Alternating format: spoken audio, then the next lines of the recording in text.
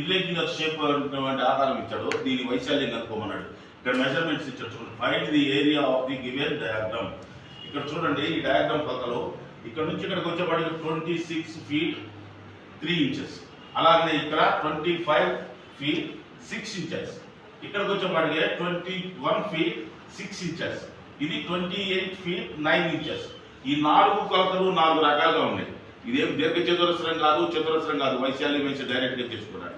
ఇట్లా కొలతలు మార్పుగా ఉన్నప్పుడు దీన్ని ఏరియా కనుక్కోవడానికి ఒక చిన్న మెథడ్ అవుతుంది. అంటే ఇక్కడ లెంగ్త్, ఇది breadth.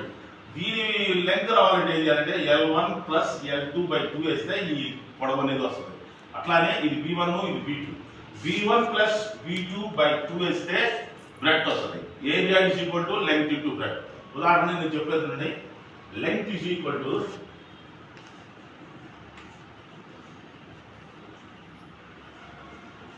26 feet 3 inches plus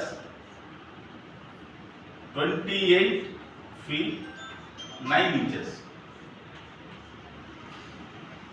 is equal to 26 3 inches 28 9 inches. అంటే దీన్ని టోటల్ చేసుకోవాలి. టోటల్ చేస్తే ఎంత వస్తుందమ్మా? 55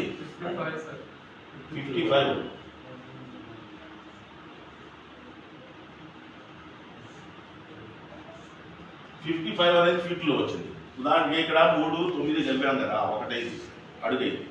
ఇక్కడ 26 28 కలిపితే ఎంత వచ్చింది? 54 వచ్చింది. 54 అడుగు కలుపుకుంటాం, 55 అడుగులు వస్తుంది. అట్లానే బ్రెడ్త్ =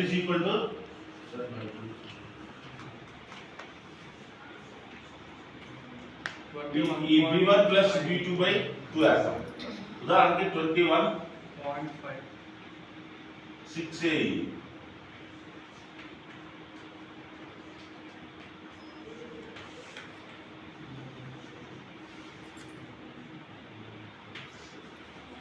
21 అడుగు 6 అంగుళాలు ప్లస్ 25 6 అంగుళాలు. 6 అంగుళాలు 6 అంగుళాలు అంటే 1 అడుగు.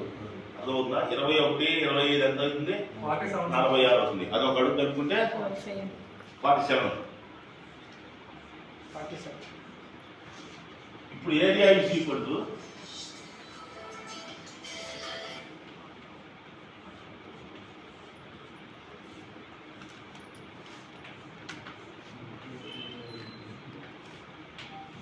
అంటే పొడవు 2 పొడవులు కలుపుకొని యావరేజ్ చేసాము, 2 వెడల్పులు కలుపుకొని యావరేజ్ చేసాము. ఆ యావరేజ్ వచ్చిన దాన్ని అట్లా చేసాము.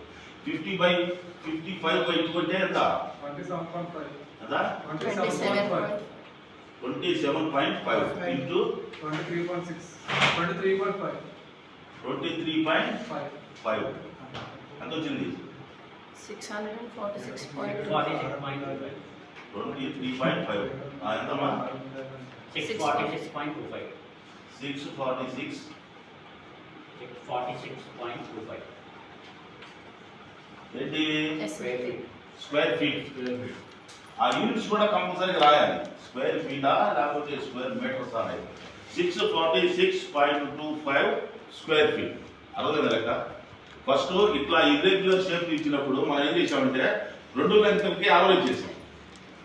ఇలా తప్ప మనకి ఇంక మెదడులో ఈ కొలతలు తప్ప ఇంకా వేరే కొలతలు ఏమి లేవు. ఒకవేళ మనం ఇది ట్రయాంగిల్ కాబట్టి కొట్టుకుందాము, ఇక్కడ కూడా ఇంకో ట్రయాంగిల్ ఇక్కడ కొట్టుకుందాం అంటే ఆ కొలతలు కావాలి కదా. ఇచ్చిన 4 కొలతలను ఉపయోగించి మాత్రమే ఏరియా కనుక్కోవాలన్నప్పుడు మెథడ్ అనమాట. L = L1 + L2/2, అలానే B = B1 + B2/2 వేసి ఈ రెండింటి యావరేజ్ కనుక్కొని L × B లెక్క ఫార్ములా ప్రకారం మనం లెక్క చేస్తాం. ఇక్కడ ఆన్సర్ వచ్చేప్పటికే 646.25 స్క్వేర్ ఫీట్. అర్థమైందిగా?